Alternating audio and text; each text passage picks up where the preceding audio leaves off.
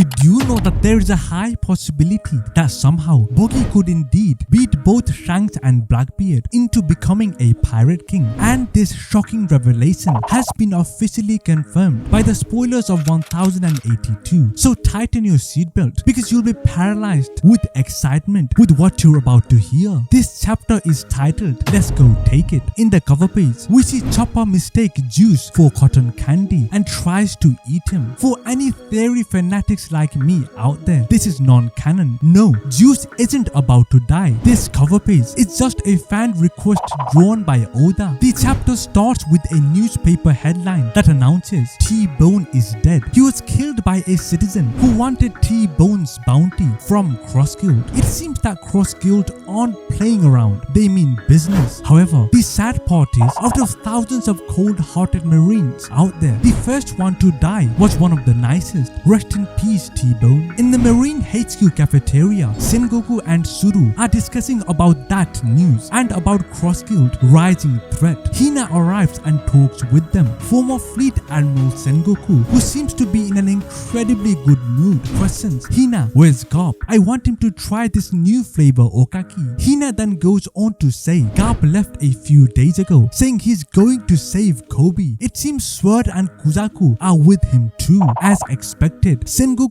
and Suru shockingly shout, "What?" Not trying to disappoint any die-hard Garp fans out there, but try to imagine the sad and contradictory reaction in both their faces if somehow, tragically, Garp dies in the hands of Aokiji, Garp's former pupil and a former Marine who is currently working as Blackbeard's 10th Titanic captain. This is of course assuming Aokiji is fully committed to Blackbeard and secretly not a member of SWORD or a spy of the Marines. Moving on, the scene cuts to Cross Guild base in Karaibari Island. We can see that Buggy is sending money to the family of the man that killed the T-Bone. However, we can't see how many stars T-Bone has in his bounty. The guy who killed the T-Bone and received his prize will join Cross Guild and Buggy will protect him from the Marines. As you can see, Buggy means business. Surprisingly, for a cunning trickster of a clown like Buggy, who is extremely reluctant to give out money regardless of any situation, it's weird seeing him handing out someone the promised amount. This goes to show that this time Buggy does mean business. He isn't playing around anymore. Or maybe Buggy is just trying to earn their trust by first giving them their desired amount, but as time goes on, he will use his genius tactics and trick them into spending all their money to fulfill his own desires. Next, we can see that Cross Guild's ship is built. It has Buggy's head as a figurehead and clown theme. However, the ship has no name yet. Seeing Buggy as the figurehead of the ship, similar to the Cross Guild bounty poster, Crocodile and Mihawk get angry and extremely annoyed, which leads them to beating up Buggy again. And as expected, neither a single member of Buggy's original crewmates wants to help him. Both Crocodile and Mihawk, with annoyed expression, scream at Buggy and question, why do we have to ride on this ship? Amidst this conversation, we get a deep insight into Crocodile's true plan, the real reason why he planned to create Cross Guild. Crocodile reveals he wants to use Cross Guild to complete his Utopia Nation plan, the same plan which he failed to implement in Arabasta because of Luffy. More specifically, Crocodile's planning to build Utopia as a military nation that won't be threatened by any force. Surprisingly, Mihawk, who doesn't normally care about ruling over a nation, seems to be extremely interested, and he goes on to give Crocodile some advices, one of which is they need to amass more power. Could this be hinting that the carefree and ambitionless Mihawk we know of isn't actually carefree at all? He might actually have an absurd dream which he too wants to fulfill, and the same kingly ambitions as many other powerful pirates. I mean, this in a way makes sense because the fuel for Haki is ambition. In other words, the will to obtain something, and without any strong ambition, an individual's Haki is relatively weak. So it does make sense, like Shanks, Blackbeard and Luffy, Mihawk does have something big he dreams he can obtain one day, which is why his Haki is on par with the likes of Shanks and many other other powerful haki contenders. In contrast to Mihawk, Buggy, however, is against Crocodile's plan. He goes on to exclaim that's not what real pirates do, and we get a tiny flashback about Buggy and Shanks. The flashback reads, it took place 24 years ago in Logtown on the day of Gold D. Rogers' execution. Just a side note, this flashback is just an extension of the panel during Whitebeard and Shanks' conversation in chapter 434. In the flashback, Buggy asked Shanks if they were going for the One Piece. Although Shanks wanted to go before that, he changed his mind and he decided not to go to Laugh Tale in that moment. Shanks requests Buggy to join him by saying, but don't worry, I'll keep being a pirate. Come with me, Buggy. Buggy, who doesn't want to work under anyone, especially not Shanks, replies, I'm not going to work under you, idiot. The flashback momentarily ends and we see Buggy get angry. This is mostly because he secretly hoped Shanks would take after Roger and become the next pirate king. Buggy had already abandoned his ambition since he knew he's no match for Shanks, and also both of them were like brothers and are like brothers, so it would be a win-win situation even if only one of them became a pirate king. The flashback continues with Buggy running away from Shanks, and his final words to Shanks are the words of revenge.